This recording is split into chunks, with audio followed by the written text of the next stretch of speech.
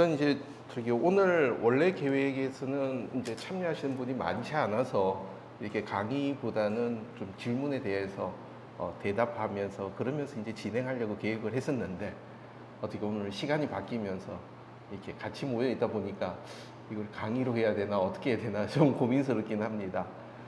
그래도 일단 먼저 질문 주셨던 내용들 중심으로 같이 좀 풀어보면서 그렇게 얘기를 진행하고 그리고 플로우에서 같이 또 질문해 주시는 내용들 또 같이 좀 고민해 보도록 하겠습니다.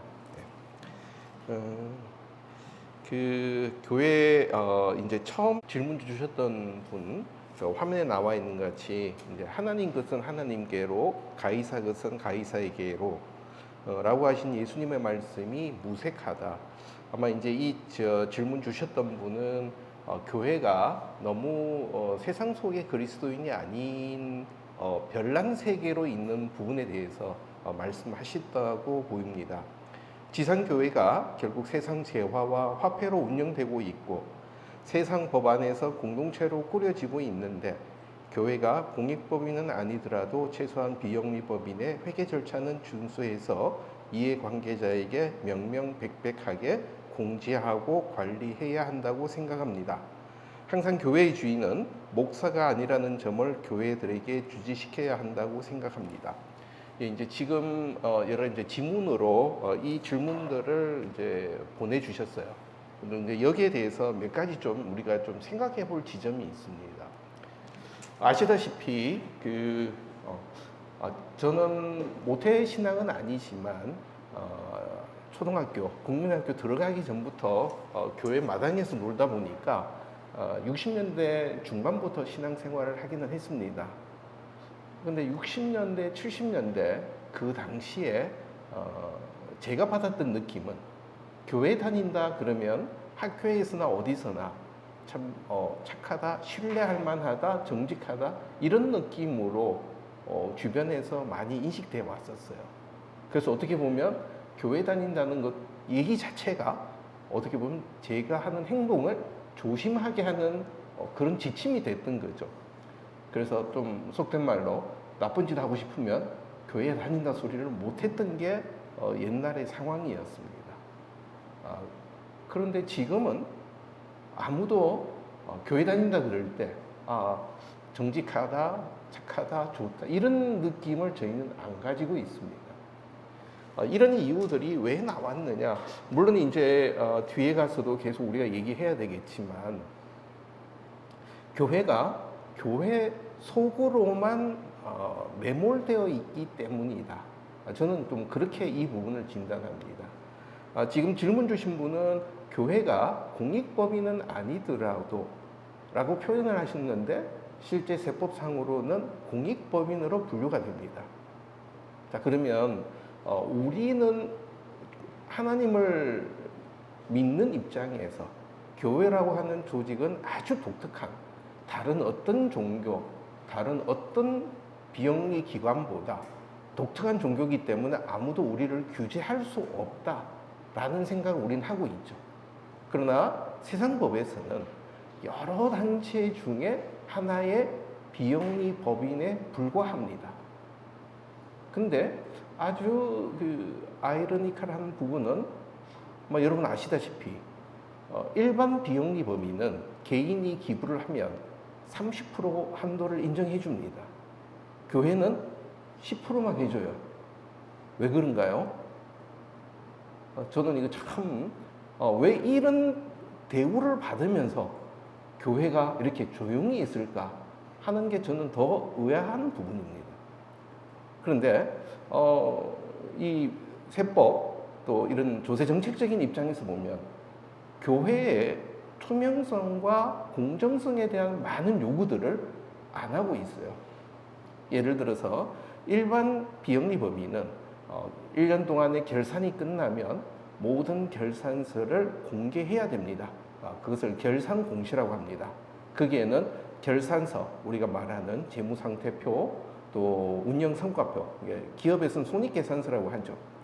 그 재무상태와 운영성과표를 공개하고 그것뿐만 아니라 교회가 받았던 기부금, 그러니까 비영리 단체가 받았던 기부금을 월별로 얼마씩 받았고 그것이 어떤 용도로 사용됐는지를 다 공개합니다.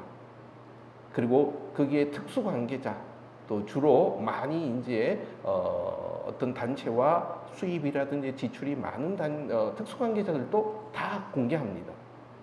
근데 교회는 그거 안 해요. 이게 우리가 투명성이라고 하는 부분, 이제 많은 경우 비영리 법인의 재정에 대한 투명, 교회도 투명성이라고 요구하는데 우리가 여기서 먼저 생각할 부분은 투명하다고 해서 잘하는 거냐? 는 절대 아닙니다. 제가 우스개로 가끔 예를 드는 것 중에 하나가 이제는 옛날 얘기가 됐지만 저희 집에 큰애가 초등학교 다닐 때 학교에서 이제 집에 들어오면서 시험을 치고 들어왔겠죠.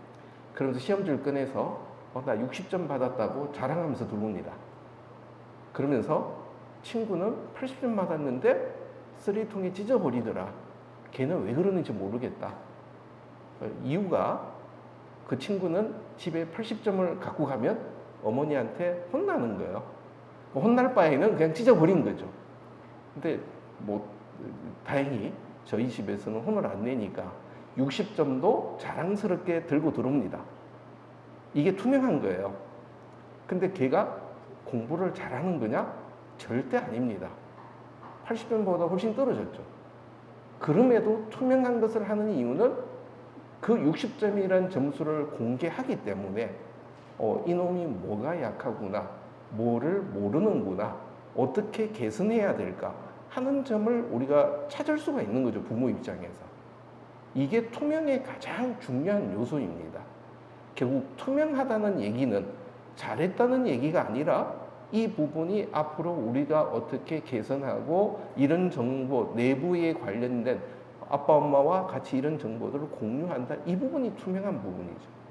그런 부분에서 투명성이 아주 중요한 부분입니다. 그렇다면 교회는 왜 이렇게 공개를 하지 않는 것일까? 우리가 이제 이 질문에 대답하다 보니까 자꾸 강의식이 되고 그래서 좀 죄송합니다만 일단 물꼬가 터져서 그대로 좀 계속 진행을 시키겠습니다. 우리가 투명하다는 이 얘기들을 할 때 많은 경우 고민하는 것은 뭘 투명하게 할 것이냐 하는 지점이 이제 고민되는 지점이에요. 그럼 교회는 얘기 안 할 만큼 투명하나? 그러다 보면 교회는 자꾸 무언가를 숨기는 입장이 돼요. 아마 많은 교회에 결산서를 공개하자라고 얘기하면 왜 우리 교회 사람도 아닌데 결산서 공개 알려고 그러냐? 이런 얘기를 하죠. 두 번째 또 나오는 반발은 결산서 공개하면 이상한 사람들로부터 교회를 무너뜨리려고 하는 엔티 세력들의 공격거리를 준다. 그래서 이거는 최대한 지켜야 된다. 어떻게 보면 교회를 참 보호하고 지킨다는 의미가 됩니다. 그건 아까 말씀드린 것 같이 이런 과정 속에서 교회는 계속 내부적으로 썩어 들어가는 부분이 있더라도 아무런 개선을 할 수가 없습니다. 우리가 투명하게 한다는 얘기는 영리 조직과 비영리 조직은 회계 정보, 재무 정보의 속성이 다릅니다. 영리 조직은 재무 정보라고 하는 것, 자 우리 이 거꾸로 한번 보죠. 기업이 마케팅하고 홍보하는 가장 대표적인 것은 소비자들이 우리 제품 잘 사용해달라 이렇게 쓰면은 당신들에게 이런 도움이 된다는 얘기를 하는 거죠. 거기에는 우리 솔직히 뭐 이런 그 카메라 아니면 이런 제품 쓰는데 거기 손익이 많다고 해서 그 회사를 그 제품이 좋다고 생각 안 합니다. 내가 사용하는 제품의 품질이 좋으면 되는 겁니다. 그러나 비영리 조직은 그게 아니라 내가 기부한 돈, 내가 후원한 돈, 정부라 그러면 내가 낸 세금이 어떻게 잘 사용되는가? 이게 잘 사용됐다면 내가 돈을 낸 이유가 충족이 되는 것이죠. 자원을 제공한 사람 입장에서.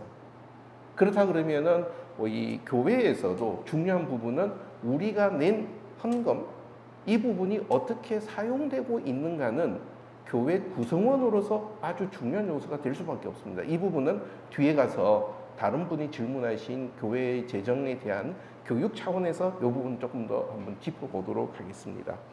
그래서 교회는 지금 우리가 얘기할 때 일반 공익법인, 비영리법인보다 훨씬 더 투명하고 훨씬 더 책임 있는 청지기로서의 입장을, 수탁 책임을 분명히 이행해야만 됩니다. 근데 교회는 안 하고 있죠. 그래서 이 부분을 그럼 왜 안 하느냐라고 할 때, 그러면 교회가 재정을 투명하게 하는 이유를 모르기 때문입니다. 많은 교회마다 교회 홈페이지 가보면 우리 교회는 이런 사명으로 교회가 사역을 하고 있습니다. 많은 얘기들을 합니다. 우리는 선교를 한다, 교육을 한다, 구제를 한다, 아니면 공동체가 된다.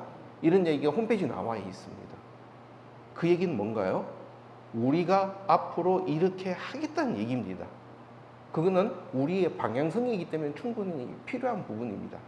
그러나 그 이후에 우리가 이런 선교와 구제와 공동체가 되는 사실 결과들에 대한 공유는 교회들이 거의 안 하고 있습니다. 이게 어떤 의미냐? 비영리 단체도 우리나라 비슷합니다.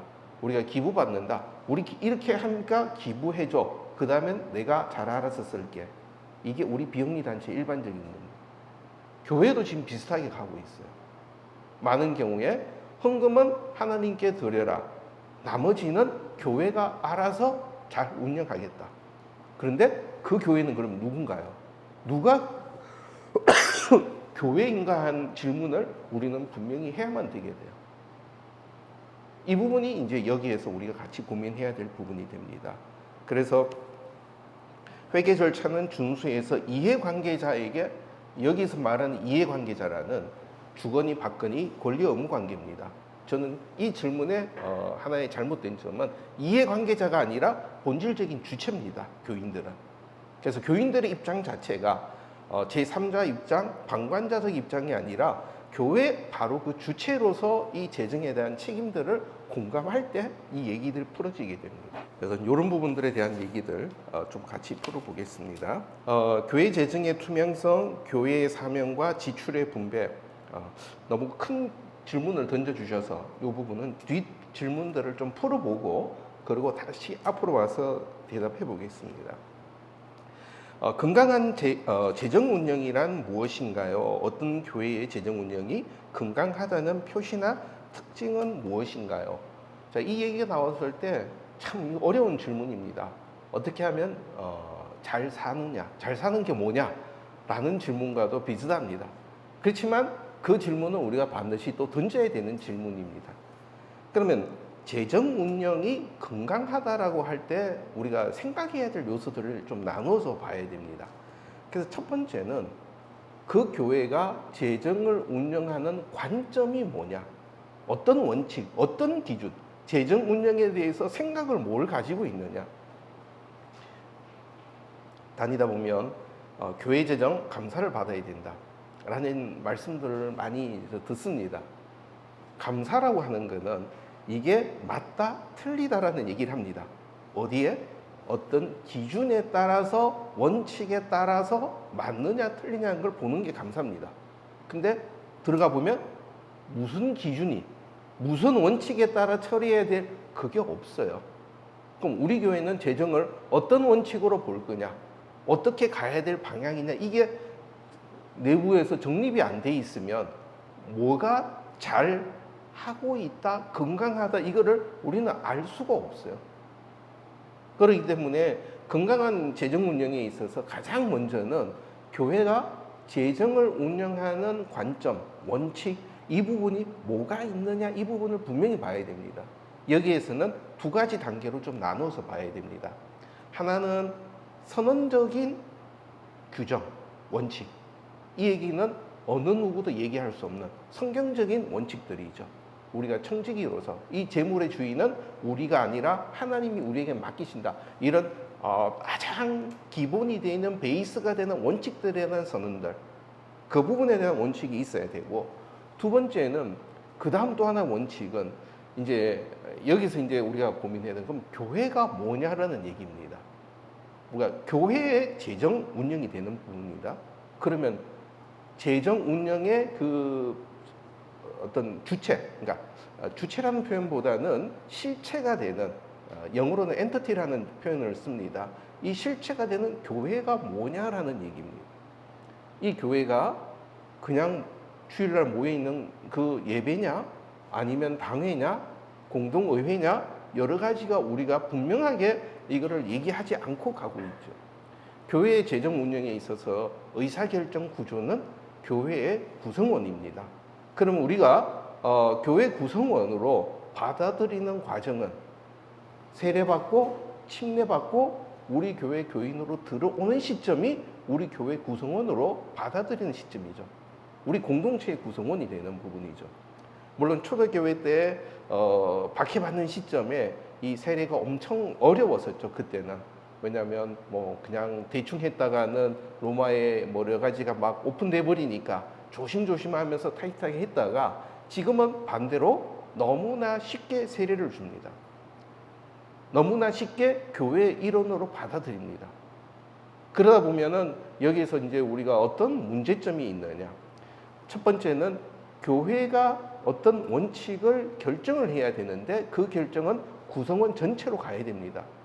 그럼 예를 들어서 교회가 건축을 하면서 아니면 교회당을 새로 지으면서 뭐 큰 비용을 부담하면서 장기적으로 어떤 지출 규모를 바꾸면서라도 할 수도 있고 안 할 수도 있습니다. 그런데 많은 경우에 교회에서는 교회가 차입을 하면서 건물 짓는 것들을 대부분 부담스러워합니다. 그리고 그것을 공개 안 하죠. 이유는 우리 교회에 빚 많은 걸 알면 새로 오는 사람들이 겁먹고 도망간다. 이렇게 적나라한 표현이죠. 그 얘기는 뭐냐? 교회가 결정한 교회 신축의 방향이 아니었다는 얘기라는 얘기입니다. 이거는 제가 단적으로 설명드린 부분인데 결국 교회에서는 구성원이 같이 참여해서 결정을 같이 해가는 과정이어야 된다.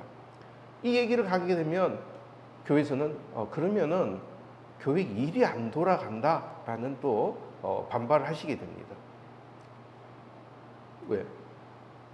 교회 그래도 신앙생활 10년, 20년 하셨던 당의 구성원, 안수집사, 장로들 중심으로 의사결정하면 말이 통하니까 결론이 빨리빨리 나오죠.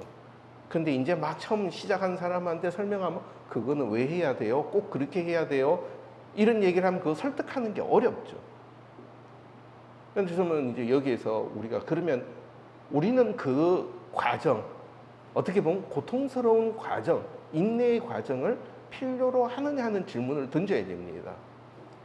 저는 그 중에 가장 대표적인 얘기가 이스라엘 백성과 하나님과의 대화 속에서 저는 찾을 수 있다고 보입니다.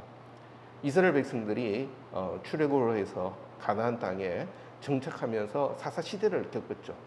사사 시대의 대표적인 거는 이방들하고 있으면서 하나님 잘 따르면 있다가 또 잘 안 되면 이제 그 주변에서 이제 공격받다가 그러면 또 우리 죽었습니다 살려주세요 하면 또 누군가가 나서서 자 그런 마지막 사무엘 때 이스라엘 장로들이 하나님한테 요구한 것은 우리도 이방같이 우리 앞에 싸워줄 왕을 세워달라고 얘기한 거예요. 하나님 입장에서 보면 이건 말도 안 되는 일입니다. 내가 지금까지 너희들을 사사를 세워가면서 너희들을 구하고 해왔는데 내가 아니라 너희들을 지키줄 왕을 세워달라? 그 얘기는 하나님 입장에서 보면 이거는 정말 하나님 나라의 역사를 봐도 너무나 모르는 말들이었던 거죠. 하나님을 무시하고. 그런데 그거보다 더 심한 말을 교회에서 초신자들이 새로 입교한 사람이 교회 의사결정할 때 하느냐 하는 질문입니다. 하나님은 이스라엘 장로들이 그렇게 할 때 사무엘에게 이 백성들이 사무엘을 싫어한 게 아니라 나를 싫어한 거다. 그대로 받아줘라. 그 대신 너희가 그렇게 갈 때 세금을 내야 되고 군대를 가야 되고 하는 그런 부분 알려줘라. 그러나 받아줘라. 하나님의 마음이 어떤 마음이었을까가 저한테는 큰 숙제였습니다.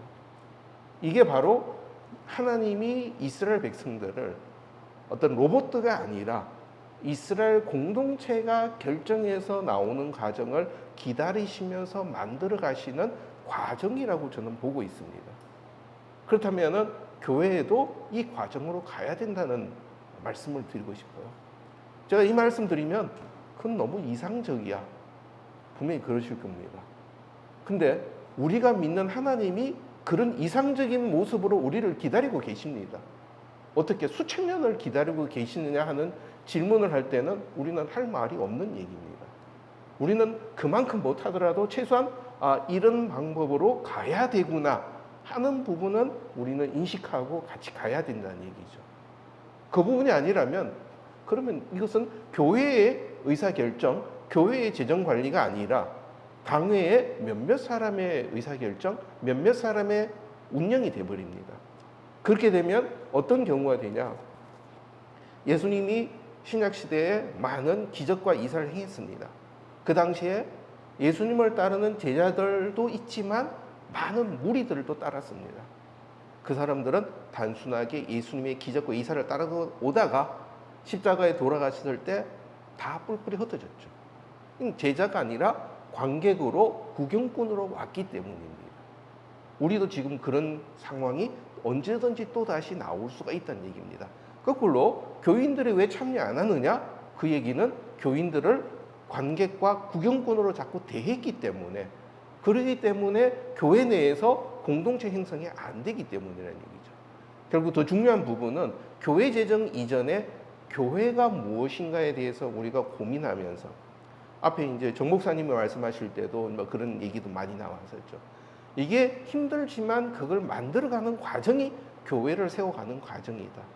그게 될 때 그것이 설사 더디어 간다 하더라도, 우리가 선교비를 보내고 해외 선교할 때 뭔가 막 해외도 뭐 비전트리 갔다 오고 가서 선교비도 내고 그럼 뭔가 잘 되는 것 같아요. 물론 잘 된다는 것도 분명히 인정이 됩니다. 그러나 하나님이 원하시는 게 그런 결과를 원하시는 건가?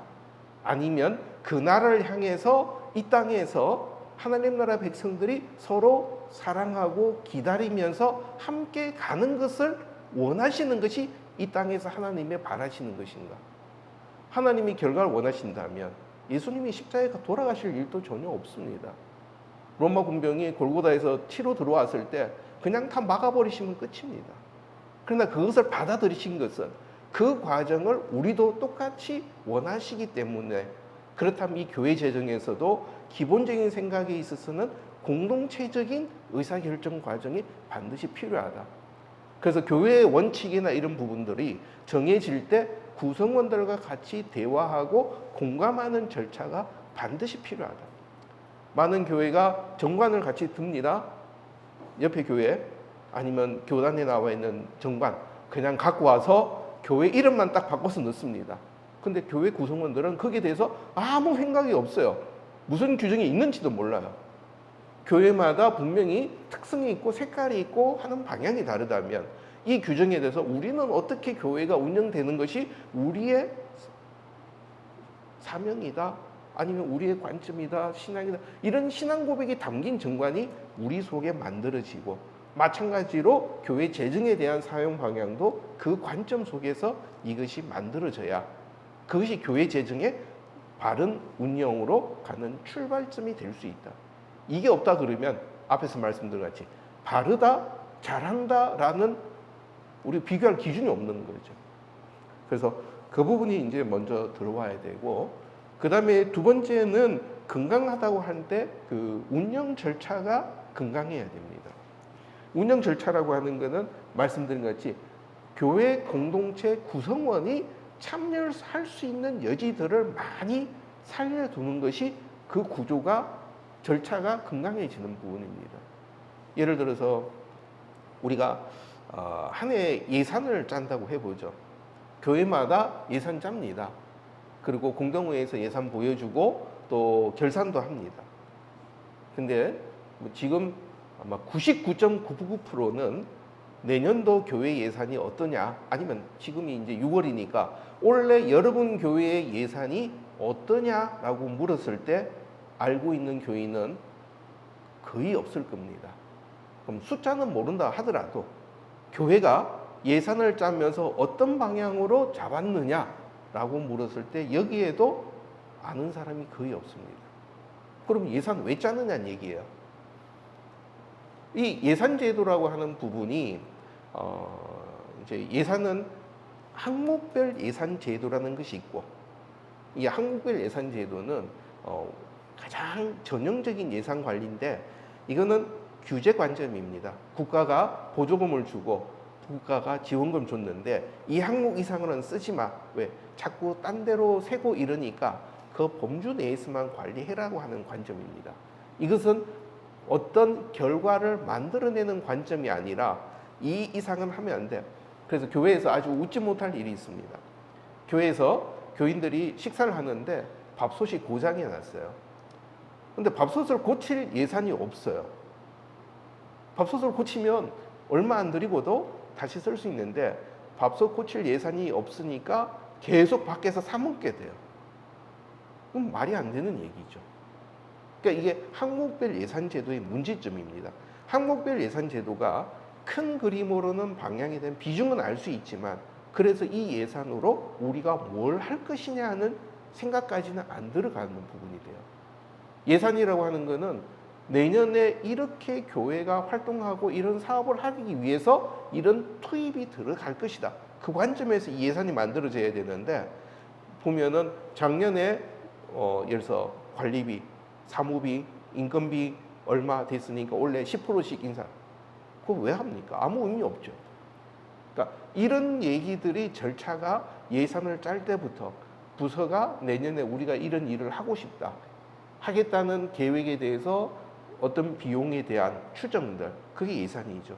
그게 만들어지고 그것이 모여져서 그리고 가야 되는데, 지금은 잘못되는 경우들은 재정부에서 찍어서 내년 예산은 올해 예산은 10%에서 동결 아니면 쓰지 마라 이 얘기로 끝나버립니다. 그럼 이거는 교회가 각 부서가 살아서 움직이는 제도가 아니라 그냥 위에서 시키는 대로 가는 하수인의 역할에 불과하게 되죠. 그렇게 되면은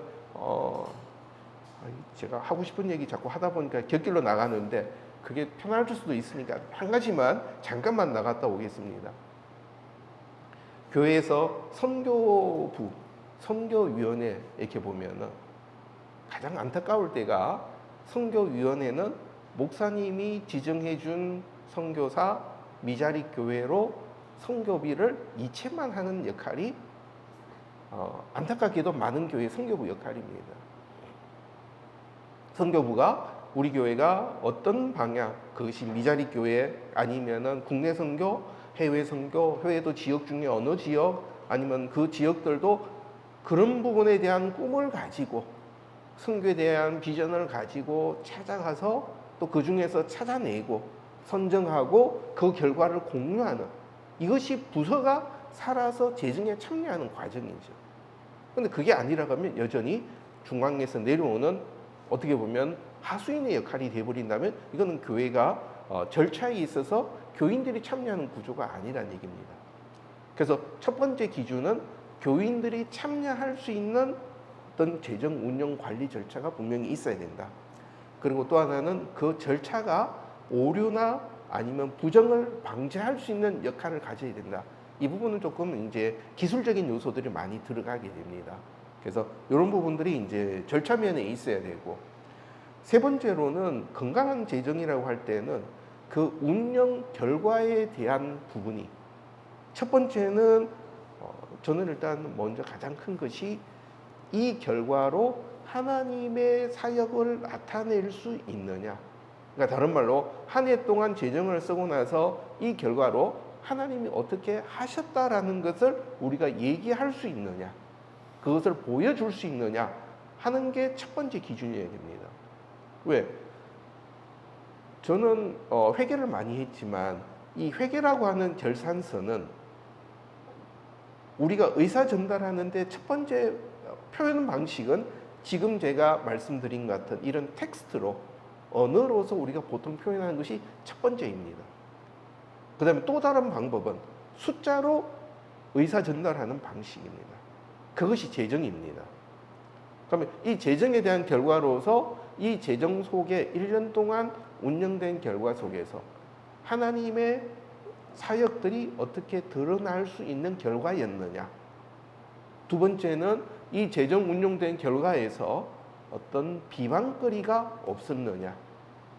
이게 우리가 가져야 되는 기준입니다.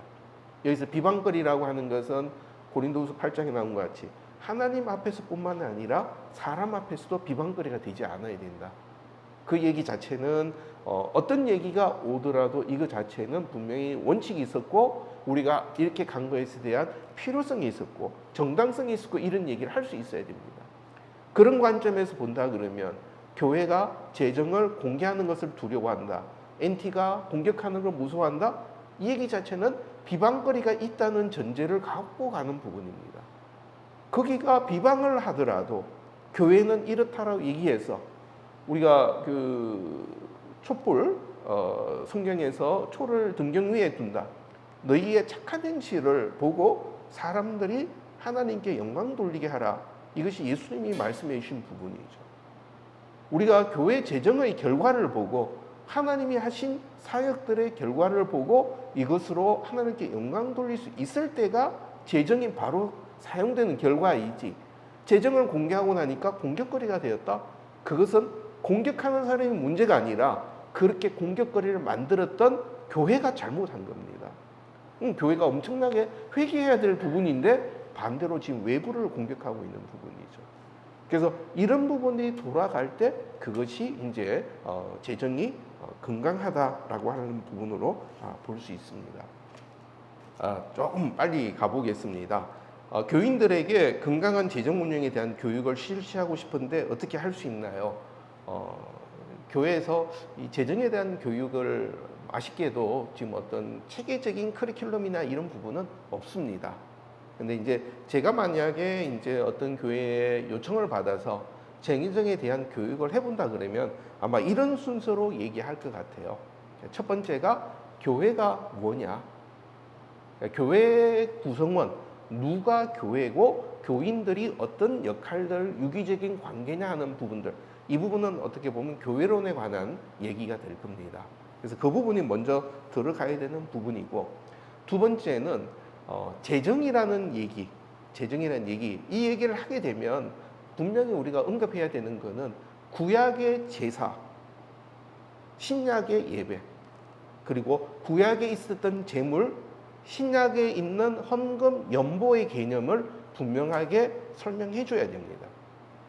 지금도 많은 경우 이제 어떻게 보면 구약 시대의 제사 지내는 제물 드리는 개념으로 헌금을 자꾸 생각하고 있어요.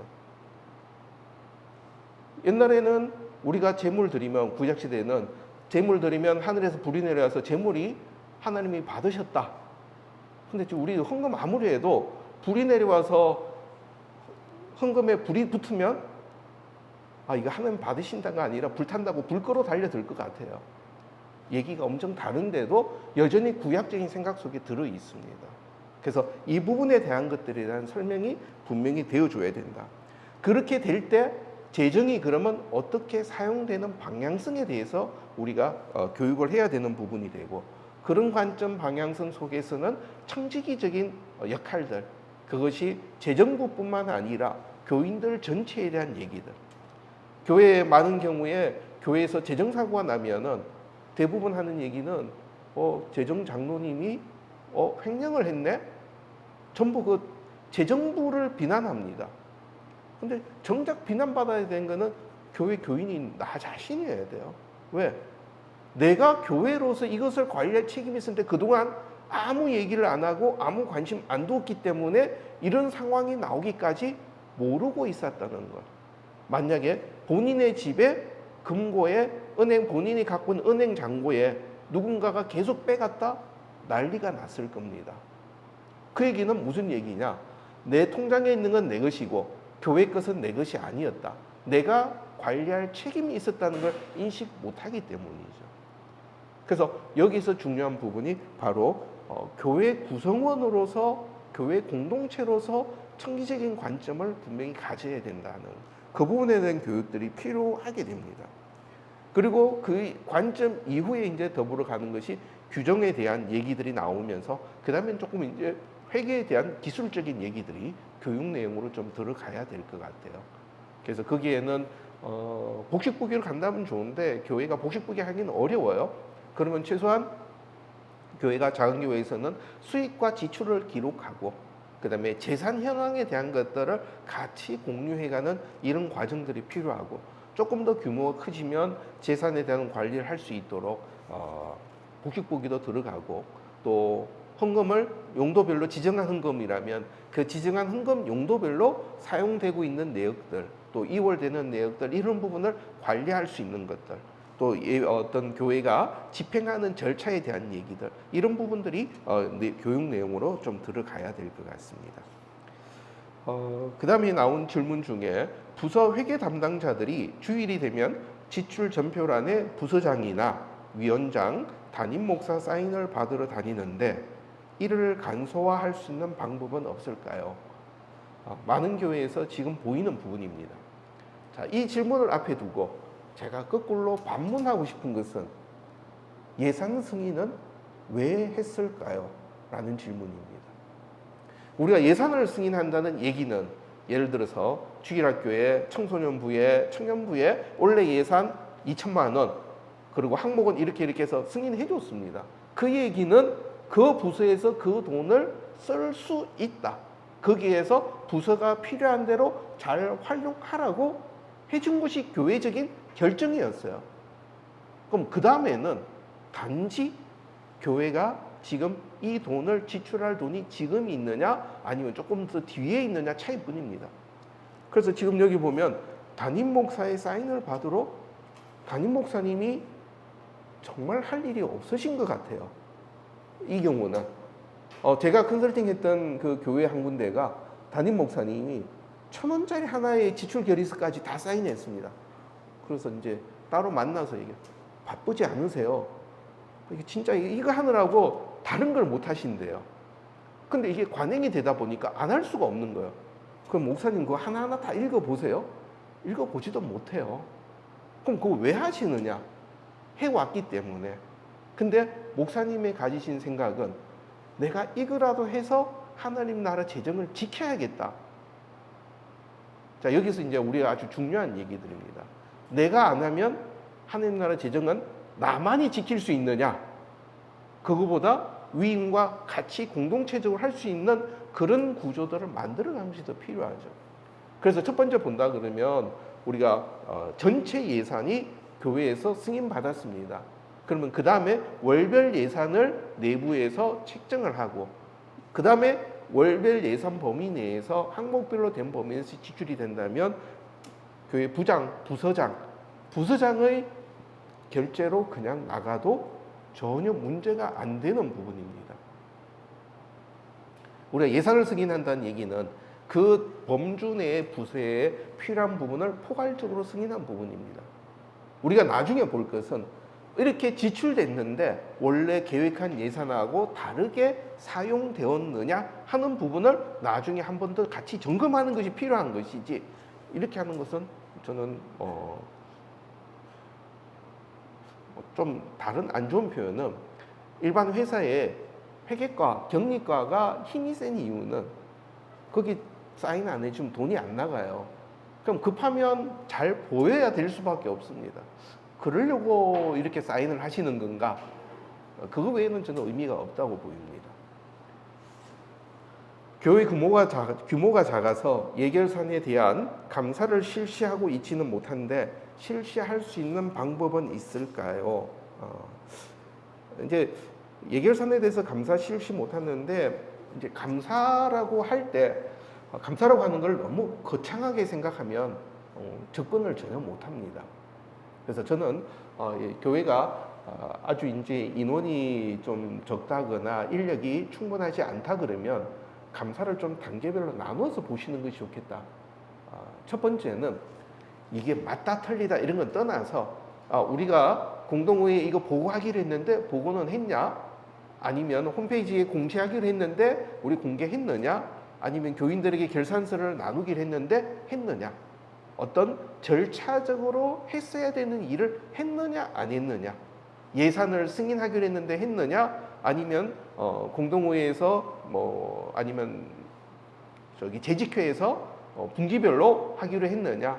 예산의 변경이 필요하면 추가 경정 절차는 있었느냐?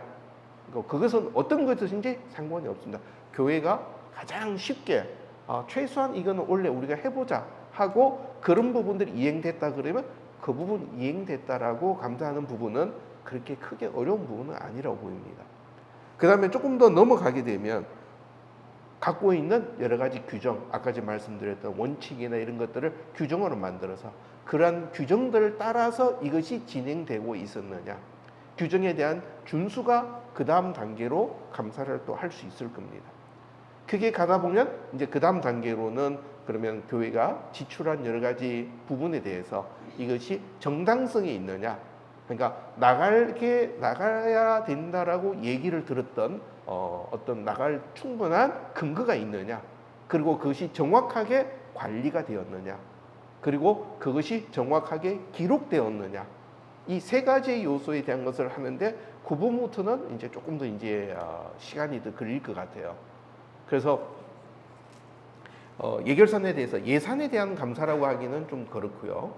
결산에 대한 감사하는 부분에 있어서는 연말에 우리가 할 수 있는 단계별로 적용해가면 좋겠다 하고 하는 부분이고, 그리고 여기서 추가로 하나 조금 팁으로 꼭 제가 드리고 싶은 얘기는 대부분 교회가 감사를 선임하는 시기가 이제 보통 이제 교회가 11월 결산 아니면 12월 결산이 되면 예결산 위회를 그때쯤 선임을 해요. 그럼 1년 동안에 여러 가지가 막 되는데 아무도 얘기해 줄 수 있는 사람이 없어요.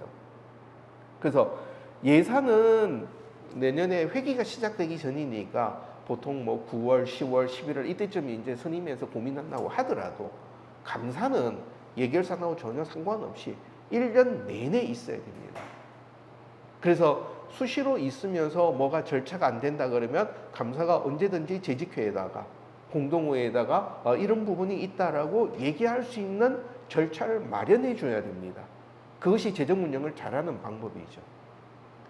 그리고 감사가 그 얘기가 있게 되면 이제 그 다음에는 이제 재정이 집행이 되다 보면 이럴 땐 그럼 어떻게 해야 됩니까? 라고 할 때 대답을 해줄 수 있는 기관 역할도 하게 됩니다.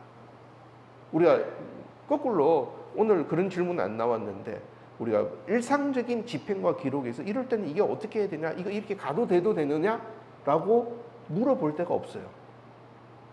그러면 당회가 가버려요. 당회가 예결산을 승인하고 관리하는 기구 아닙니다. 당회는 장로교회에서 당회는 치리기관이죠. 이 나머지 부분은 집사들로 가야 되는 게 초대교회 정신이지 않습니까? 그럼 그런 부분에서 감사도 일찍 좀 저는 1년 동안 쭉 있을 수 있는 사람, 그렇게 가야 이렇게 있다 보니까 이런 문제점이 있으니까 내년 예산이 이렇게 반영합시다 이런 얘기가 나오죠. 그게 없어지 딱 가니까 1년에 한 3주 1개월 정도 잠깐 보고 또 다 덮어버리고, 그러면 교회가 뭔가 개선되는 게 없어요. 그런 점에서 간단한 부분과 감사는 좀 1년으로 계속 가면 좋겠다 하는 말씀을 좀 드리겠습니다. 그리고 이제 교회 재정의 투명성, 이 부분은 이제 아까 말씀드린 것 같이 이 재정에 대한 투명은 저는 비영리 단체보다 더 투명해야 된다. 우리는 이 부분 자체가 이 땅에서뿐만 아니라 하나님 앞에서도 우리는 똑같은 부분이죠. 그 얘기는 사람에게 비방거리가 되는데 하나님 앞에서 문제가 없을까? 쉽지 않을 거라는 생각이 들어요.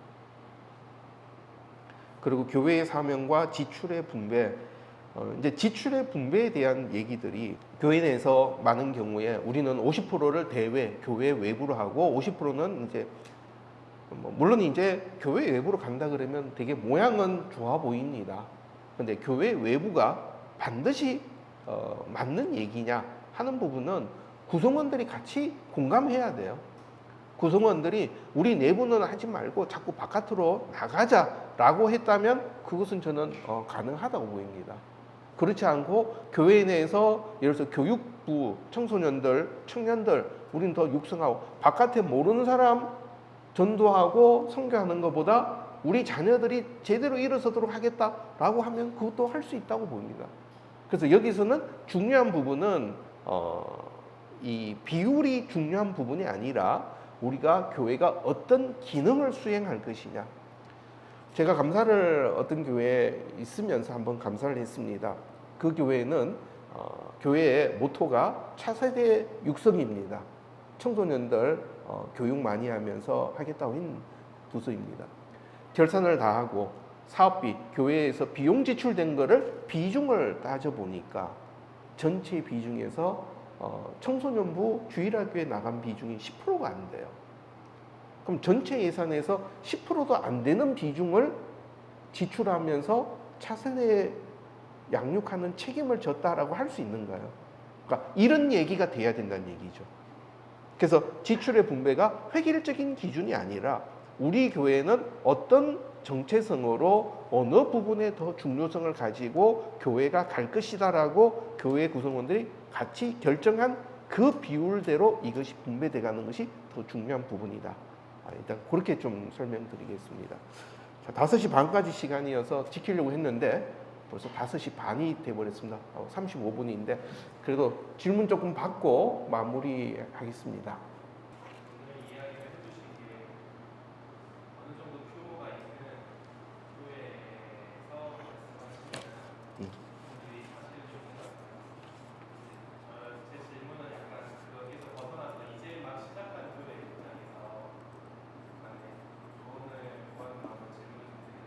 예.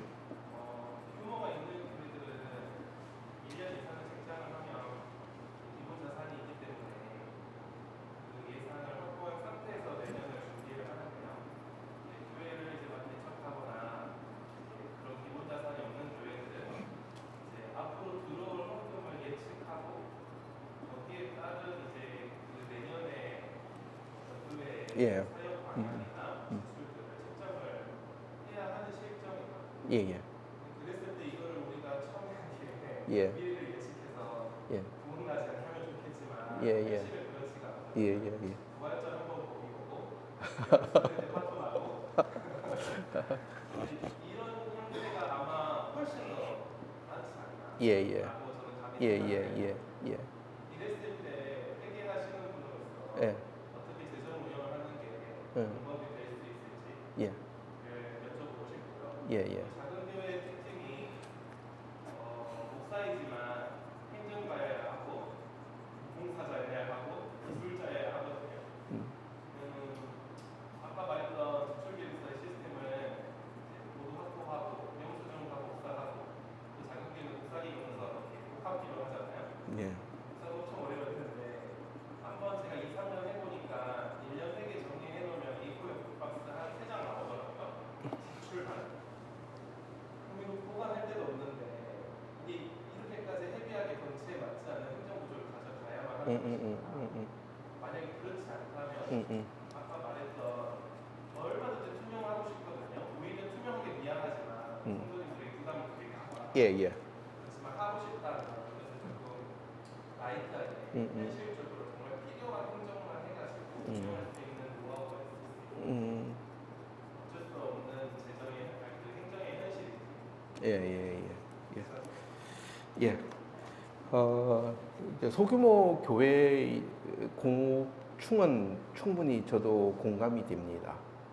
근데 이제 조금 다른 예를 비유로 한번 좀 들어볼게요. 저는 이제 회계사를 하고 있는데 제가 이제 학교를 법대 나왔기 때문에 친구들이 변호사가 많아요. 그러니까 친구들 보면은 여기 강 변호사님 계신데 이거 잘못 얘기하면 안 될 것 같은데 예. 친구들 중에 보면은 변호사하면서 수입이 꽤 되는 친구들이 많아요. 그래서 뭐 월급 받는 변호사도 있고 자기 사업하는 친구들도 있고 이 친구는 가서 보니까 들어오는 수입을 보통 얘기하면 그냥 넣어둬요. 그래서 야 이거 저기 좀 투자하면 수익이 좋은데 왜 보통님 넣어두냐? 그냥 사는데 별 어려움 없어. 근데 또 하나의 친구는 그 옛날 얘기입니다. 사회 초년병 시절에 변호사들이 그 당시에 400만 원, 500만 원 월급 받을 때 일반 회사의 월급이 150 정도 선이었어요. 150 월급 받아서 보면 카드값 나가고 교통비 나가고 하면은 정말 빠듯해요. 자, 여기에서 한 달에 600만 원 보통 예금에 넣어두는 친구와 한 달에 월급 150 받는 친구 중에 재정을 타이트하게 관리해야 되는 것은 누구일까요? 변호사는 관리 안 해도 별 문제 없습니다. 그러나 150 받는 친구는 이 중에서 우선순위를 따져가면서 조절하지 않으면 인생이 사는 방향이 흘러가는 대로 가버리게 되죠. 그래서 물론 초기에 소규모이기 때문에 분명히 힘드시다는 건 저는 100% 공감합니다. 그러나 여기서 중요한 것은 소규모일 때 재정을 어떻게 가야 될까에 대한 고민과 원칙을 먼저 정립하고, 그 다음에 두 번째는 아까 이제 예산이라는 얘기를 했었는데, 예산이라고 하는 거는 그냥 우리가 항목별 예산하니까 이런 어려움이 생기는데, 예산은 내가 내년에 돈 쓰는 우선순위를 어떻게 할 거냐 정하는 것이 예산이에요. 그러니까 예를 들어서 우리도 그러잖아요. 이번 달에 월급이 500만 원 되면은 이거 쓰고 이거 쓰고 순서를 정하죠. 그러다가 수입이 더 늘어나면 밑에 끝까지 쓰지만 안 들어오면 밑에는 포기하죠. 그게 예산이라는 얘기입니다. 그래서 결국은 예산이라는 게 만들었기 때문에 다 쓴다는 얘기가 아니라, 특히 이제 작은 교회에서는 가다가 보면 헌금이 많이 들어올 수도 있고 안 들어올 수도 있어요. 그랬을 때 그러면 중요하게 우리 교회가 그래도 꼭 해야 되는 건 뭐야? 근데 그 다음에 더 들어오니까 이건 더 할 수 있는 거다라는 고민은 어떻든 분명히 꼭 해야만 된다. 그게 예산의 의의다라고 보시면 좋겠어요. 그리고 절차면에서는 아까 말씀하신 교회에서 개척하시고 막 그러면은 인원이 없으니까 뭐 목사님이 북치고 장구치고 다 하시죠. 저도 회계사 하면서 처음 개업했을 때 똑같은 역할을 느낍니다. 그 당시 이제 제가 했던 얘기가 이 크다란 크루즈배의 선장은 모자 딱 쓰고 제복 입고 폼 잡고 위에서 말만 하면 돼요. 그러나 통통배를 움직이는 선장은 밑에 물 새면 가서 물 퍼야 되고 엔진 꺼지면 엔진사 돌려야 되고, 그러다가 사람이 나오면 역할들을 다시 분담해 주게 되는 부분이죠. 그러니까 오늘 드렸던 말씀은 이런 부분들이 이상적으로 많이 가면 우리가 가야 될 방향인데, 이게 우리 현실적으로 안 된다 그러면 그 부분을 끌어모아서 가는 그는 어쩔 수 없지만, 그러나 교회가 더 인원이 늘어나면서 공동체적인 구성 요소들이 생기게 될 때는 그런 부분들이 이양되면서 역할이 다시 나눠지고 가야 된다는 얘기. 그게 조금 더 강조해 드리고 싶었던 부분입니다. 해제하겠다는 말씀은 충분히 알아들었고 할 의지가 있는데, 저희도 배울 기회가 없어서 예. 지금은 사회복지 기관의 행정 회계 구조를 엿보면서 배워서 시행을 하고 있는데, 예. 그나마 가장 유사하기 때문에 그렇지만 이제 규모가 다르기 때문에 다른 부분들이 많이 있는데, 그런 대안을 어디서 공부할 수 있는지. 사회복지 쪽을 보고 배우시면 우리나라 제지산업의 일익을 담당하시는 겁니다. 이해되시죠? 예. 사회복지 쪽이 재정이나 이런 부분들을 잘 한다고 얘기하기는 그래요. 이게 옛날 가장 항목별 예산제도에 아주 철저하게 갔기 때문에, 그래서 급여 항목이 나가더라도 급여에 기본급 또 수당이 있으면 전부 따로따로 나갑니다. 근데 또 다른 얘기를 한번 해볼게요. 그래서 집에서 가계부를 쓴다 그럴 때, 가계부 쓸 때 뭐 부부가 쓸 수도 있고 이렇게 될 때 한쪽에 뭐 아내가 쓸 수도 있고 남자가 쓸 수도 있고 했는데, 가계부 보면서 야 이거 영수증 어디 있어? 그런 얘기는 안 합니다. 그 얘기는 우리가 그 가족 간의 구성원에 가진 신뢰가 있기 때문인 거죠. 그러면 지금 사회복지나 이런 부분에서는 그런 신뢰를 전제하지 않고 있는 대로 가버린 부분입니다. 그럼 이제 아까 이제 증빙이나 이런 거 A4로 그렇게 많이 있는 거 굳이 그렇게 가야 되느냐?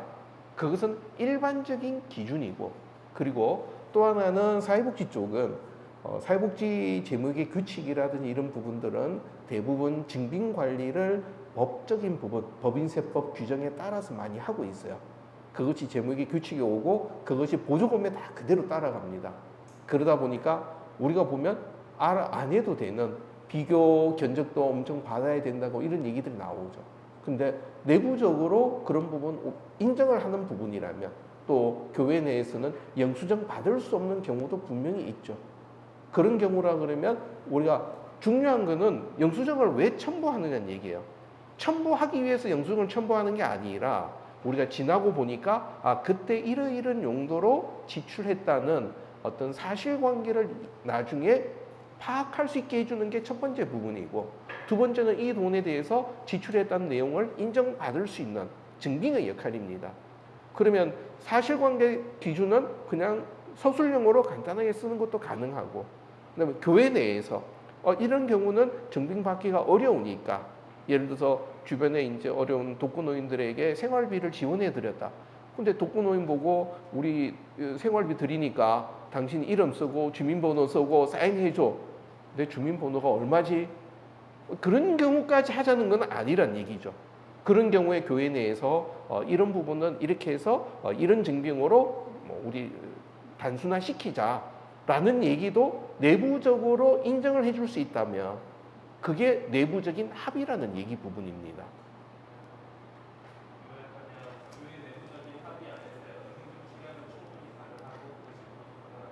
그렇죠. 그렇게 해서 그 축약이 되고 제3자가 봤을 때도 충분히 그럴 수 있다라는 공감까지 돼야 되는 부분입니다. 지금 질문하신 것에 가장 안 좋은 단편이 뭐냐면 목회활동비라고 해서 1,000만 원을 교회가 그냥 주는 걸로 해놨습니다. 1,000만 원의 목회활동비 어디로 쓰이는지 모르고도 그냥 끝나버리는 그거는 청지기는 분명히 아닌 게 되죠. 그러니까 아까 말씀드린 충분히 내용을 같이 공감할 수 있는 선에서 가는 것은 괜찮다라는 의미입니다. 예.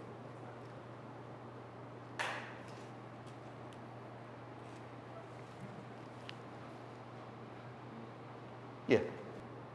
교회 재정 건강이 건강하게 되려고 하는 이제 사실은 누구도 어떻게 그 시스템을 갖춰 나가야 되지라는 거를 모르시는 거거든요. 예를 들면 밖에 나서 교회 재정 공개해라 그러면 내 통장 까라는 얘기냐? 뭐 내가 누구한테 누구 만나서 곰통 사먹은 거 우리 집 임대료 10만 원 내니까 100만 원 내니까 이거 내놓으라는 거냐? 이런 쪽으로만 이해하고 계신 것 같아서 오히려 교회들 교인들 사이에 분란이 되는 부분이 있어요. 그렇게 하지 말고 이제 어떻게든 약간 가이드라인을 운동하시는 경우에 가이드라인 같이 주시면 문제 제기만 하는 사람들은 이제 사실 비방하는 자가 될 수도 있잖아요. 예. 문제만 얘기하지 말고 요런 대안이 사람들 같이 했으면 좋겠는데 저희도 같이 보다 보면 그 교회 근데 보니까 여기 문제 있다고 하던데 요즘 교회 이게 문제야. 그럼 어떻게 해야 되는데? 라고 문제를 한 사람들은 그래서 어떻게 해야 된다라고 하는 사람들 좀 보기는 어려웠거든요. 재정 문제가 되게 민감한 거라서 또 저도 이제 이자들이 있어서 잘 아는데 그 부분이 사실 저희가 모범이 될 수 있는 가이드라인을 좀 어려우시겠지만 예. 예. 그래서 재정은 중요한 거는 나뭇잎을 보지 말고 숲을 볼 수 있도록 재정이 공유돼야 된다는 게 가장 첫 번째입니다. 왜냐하면 재정이라고 하는 것도 하나의 의사 전달 도구입니다. 앞에서 말씀드린 것 같이. 근데 솔직하게 재정 공개하라 그럴 때 상대방 가장 물먹이는 방법은 1월 1일부터 12월 30일까지 현금 출납장 그냥 수천 장 되는 거 뿌려주는 게 제일 물먹이는 방법이에요. 그거 봐서 그래서 돈이 어떻게 쓰였다고 전혀 안 보입니다. 그래서 정말 중요한 것은 우리가 결산서를 만들 때는 어떤 재정을 이제 좀 기술적으로 넘어갑니다. 결산서를 만들 때 이 결산서로 상대방에게 뭘 전달할 거냐, 또 보는 사람은 이 결산서에서 내가 뭘 파악할 수 있느냐, 그런 부분에 대한 것들을 서로 소통되고 돼가는 부분들이 공유되면 서로 대화가 되죠. 그래서 그런 부분들은 저희가 올해도 세미나 하면서 좀 준비하려고 그럽니다. 그래요. 뭐 이런저런 상황이 있지만 그래도 또 방법 찾아가면서 고민하는 게 또 뭐 앞에서 말씀드린 같이 이 땅에서 저희가 할 일이라고 생각이 됩니다. 그래서 같이 가겠습니다. 그래서 필요한 부분들이 있으면 또 요청해 주시고 제 설명은 그럼 오늘 여기까지 하고 마무리하겠습니다. 네, 고맙습니다.